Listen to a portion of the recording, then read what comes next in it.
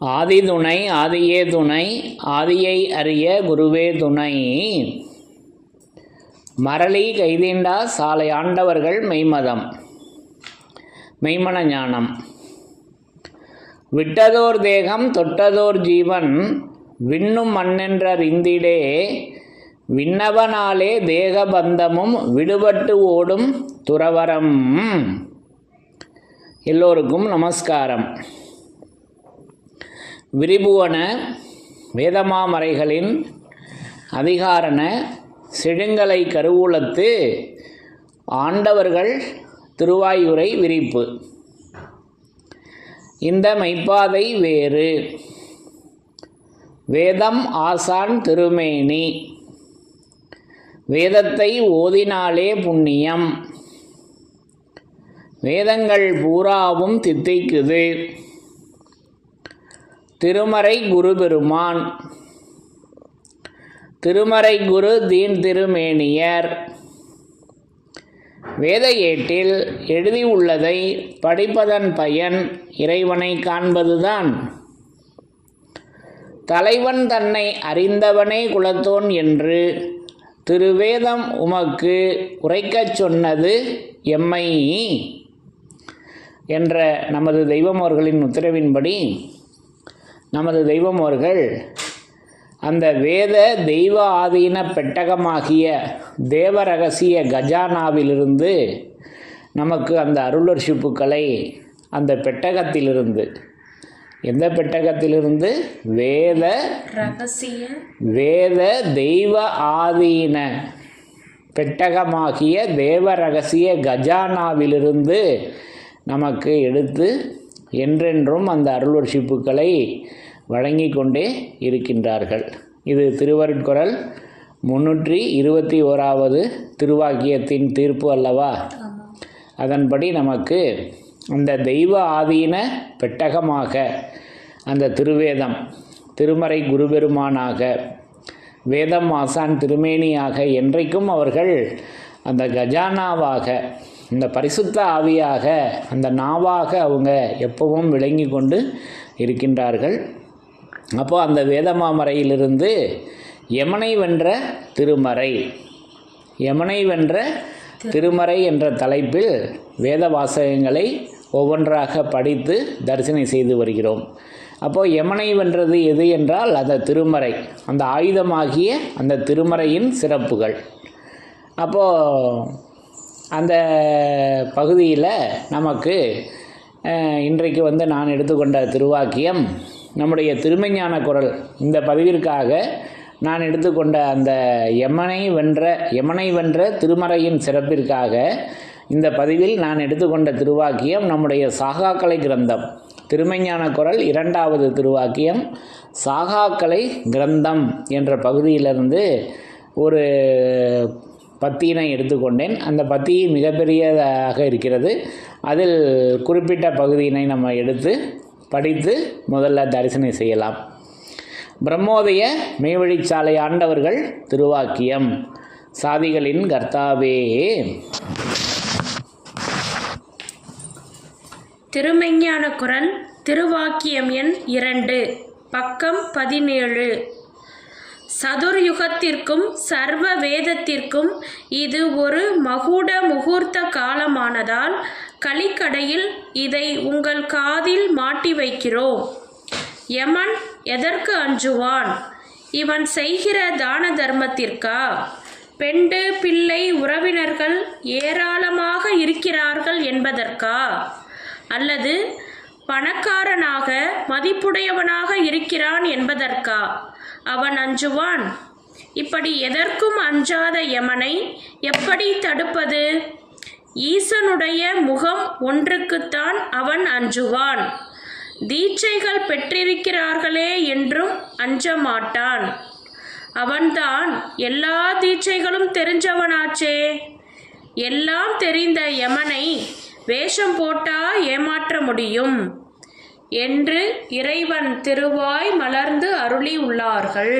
சாதிகளின் கர்த்தாவே. அப்போ இந்த திருவாக்கியத்தில் பக்கம் எண் எதில் வருது? 17. 17வது பக்கம் பெரிய பகுதியாக இருக்குது. அதில் நடுவில் இருந்து நம்ம எடுத்துக்கிட்டோம். ஆரம்பம் என்ன ஆரம்பிக்குது? ஆரம்பம் யுகங்கோடி காலத்திற்கும் அவஸ்தை அவமானத்தில் போய் மாட்டிக்கொள்ளாத யுகங்கோடி காலத்திற்கும் என்று ஆரம்பிக்கின்ற அந்த பேராவிலிருந்து நடுவில் இருந்து நம்ம எடுத்துக்கிட்டோம். சுருக்கமாக படித்து தரிசனம் செய்வதற்காகத்தான். சரிங்களா? அப்போ அது வேதத்தின் சிறப்புலேருந்து நம்ம எடுத்துக்கலாம்.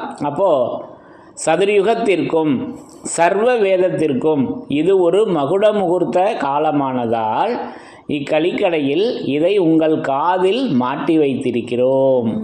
பாருங்க, நமது தெய்வம் அவர்கள் அந்த ஆதிபிதா, அந்த சர்வேஸ்வரன், அந்த பரமபிதா நம்ம தேகத்தில் எந்த பாகத்தில் மாட்டி வச்சுருக்காங்க? காதில் மாட்டி வச்சுருக்காங்க. அப்போ இதிலிருந்தே தெரியுதா நம்ம தேகத்தில் முக்கியமானது எது? ஃபஸ்ட்டு காது தான், அப்புறம்தான் மற்றதெல்லாம் அல்லவா? அப்போ அதை தான் நமக்கு 293வது திருவாக்கியத்தில் சிறப்புடைய ஞானேந்திரியங்களாகிய செவி, வாய், கண் அப்படின்னு 3 இதை பேசி வர்றாங்க. அப்போ முதல்ல எது வேணும்? செவிதான் வேணும். அப்போ காதில் மாட்டி வைத்திருக்கிறார்கள். இப்போ சதுர்யுகத்திற்கும் சர்வ வேதத்திற்கும் இது ஒரு மகுட முகூர்த்த காலமானதால் இக்கலிக்கடையில் இதை உங்கள் காதில் மாட்டி வைத்திருக்கிறோம். எதை? இந்த வேத வாசகத்தை. அது என்ன? அதுதானே உயிராக இருக்குது அந்த வேத வாசகம். அந்த உயிர் செல்லுகின்ற இடமாக அல்லவா அந்த செவி இருக்கிறது. இரு செவியும் உயிர் துளையாம் என்று சொல்லி இன்னும் தொடர்ந்து யமன் எதற்கு அஞ்சுவான், எதற்கு அஞ்சுவான் கேட்குறாங்க அல்லவா? படிங்க.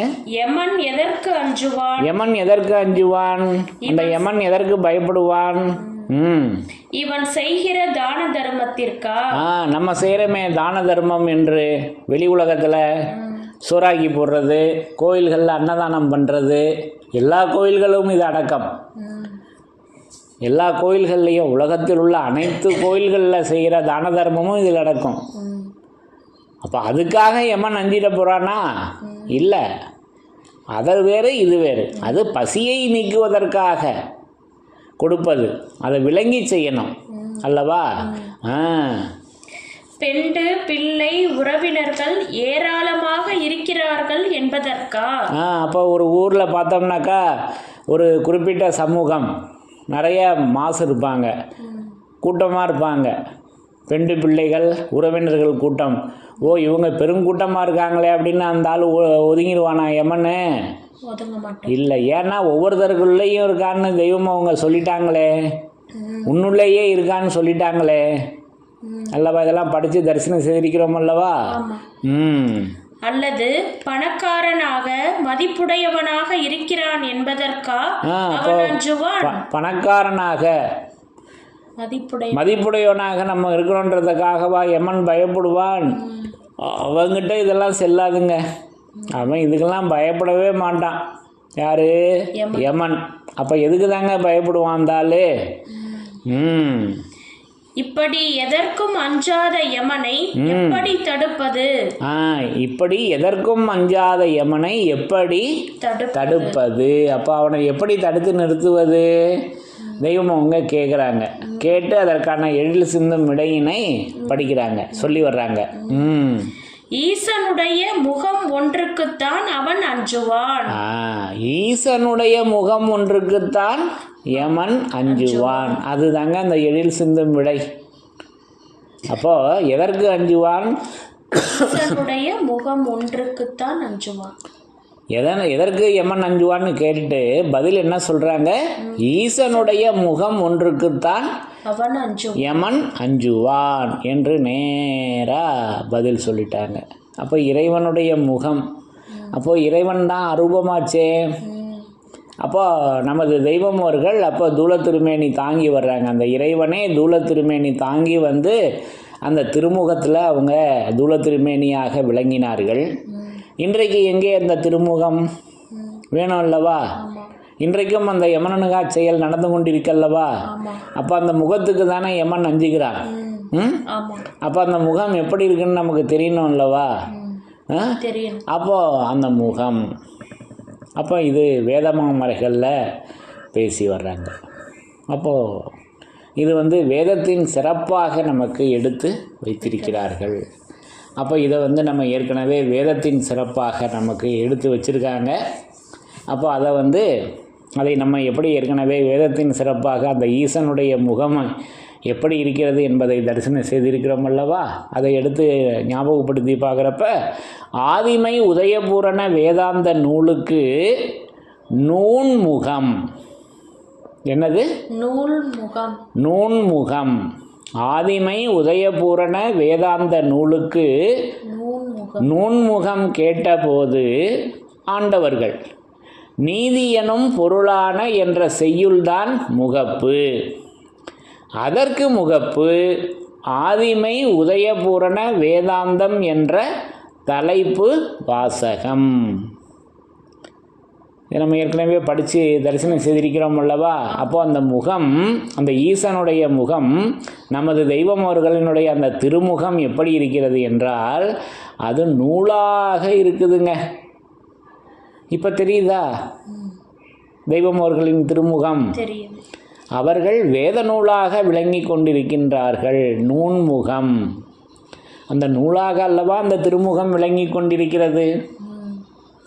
இப்போ இதற்கு அடுத்த சாட்சி, நம்ம பொன்னரங்க தேவாலயத்தில் ஆண்டுதோறும் 5 திருவிழாக்கள் கொண்டாடப்பெறுகிறது. ஒவ்வொரு ஆண்டும் 5 திருவிழாக்கள். அவதார காட்சி, பொங்கல், செல்வ பொங்கல் திருவிழா 1, அடுத்து பிறவாநாட் பிறப்பு திருவிழா பங்குனி மாதம், அடுத்து வைகாசி மாதம் புத்தாடை புனைசீர் திருவிழா, அதனைத் தொடர்ந்து பிச்சையாண்டவர் திருக்கோலம், பிச்சையாண்டவர் திருப்பா, அடுத்து கார்த்திகை தீப திருவிழா.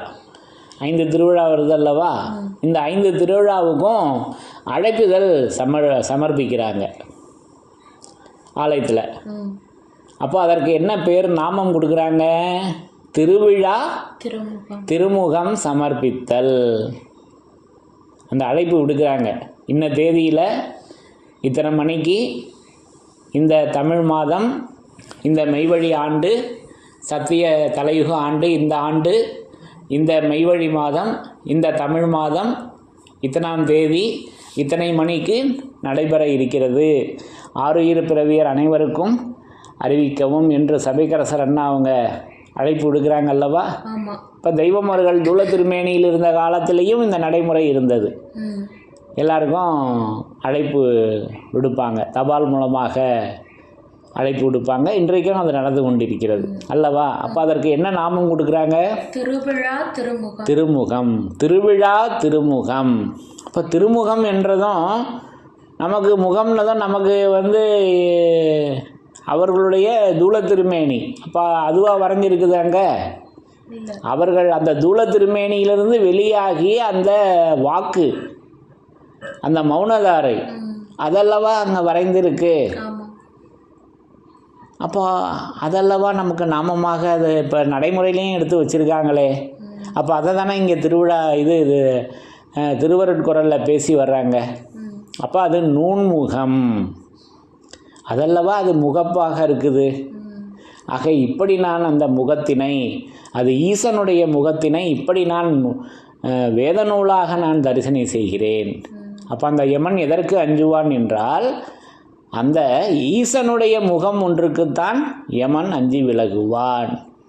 கேள்வி பதில் ஒரே வரியில் சொல்லிட்டாங்களே, அதை திருப்பி படிங்க. இப்படி எதற்கும் அஞ்சாத யமனை எப்படி தடுப்பது? ஈசனுடைய முகம் ஒன்றுக்குத்தான் அவன் அஞ்சுவான். அப்ப ஈசனுடைய முகம் ஒன்றுக்குத்தான் யமன் அஞ்சுவான். இப்ப அஞ்சி நடுங்கி விரட்டி ஓடுகிறானே யமன், பின்னங்கால் பிடரியில் படுற மாதிரி ஓடுறானே பயந்துக்கிட்டு. யார் விரட்டுவது? நமது தெய்வம் அவர்கள் அல்லவா? அந்த நூலாக இருந்து, அந்த ஆயுதமாக இருந்து, அந்த சக்தியாக இருந்து, அந்த கோடாயுதமாக இருந்தல்லவா அந்த யமனை விரட்டுகிறார்கள். இப்படி நான் அந்த முகத்தினை அது நூன்முகமாக நான் தரிசனம் செய்கிறேன். தீட்சைகள் பெற்றிருக்கிறார்களே என்றும் அஞ்ச மாட்டான். அவன் பெறாத அந்த தீட்சை உபதேசமா? அவன் தான் 1000 கோடி கற்றவனாச்சே. உபதேசம் இதெல்லாம் ஏற்கனவே படிச்சிருக்கான்லவா? அவன்தான் எல்லா தீட்சைகளும் தெரிஞ்சவனாச்சே. எல்லா தீட்சையும் அவனுக்கு தெரியும். எல்லாம் தெரிந்த யமனை வேஷம் போட்டா ஏமாற்ற முடியாதே. ஆக இப்படி நமக்கு அந்த ஈசனுடைய முகம் ஒன்றுக்குத்தான் அந்த யமன் அஞ்சுவான் என்பதை நமக்கு அற்புதமாக இந்த திருவாக்கியத்தில் எடுத்து உரைக்கிறாங்க. ஆகவே அந்த ஈசனுடைய முகம் நமக்கு அது நூன்முகமாக எடுத்து வைத்திருக்கிறார்கள். அப்போ அந்த நூன்முகம் அது திருமறை குருபெருமானாக, திருமறை குரு தீன் திருமேனியராக, அது வேதம் ஆசான் திருமேனியாக அது விளங்கி கொண்டிருக்கின்றது என்பதை இந்த பகுதியின் மூலம் நமக்கு தெய்வமர்கள் மீண்டும் மீண்டும் நிரூபித்து கொண்டே இருக்கின்றார்கள் என்று கூறி யமனை வென்ற திருமறையின் சிறப்புகள் தொடரும். தலைவன் தன்னை அறிந்தவனே குலத்தோன் என்று திருவேதம் உமக்கு உரைக்கச் சொன்னது எம்மை. யமனை வென்ற திருமறையின் சிறப்புகள் தொடரும். எல்லோருக்கும் நமஸ்காரம்.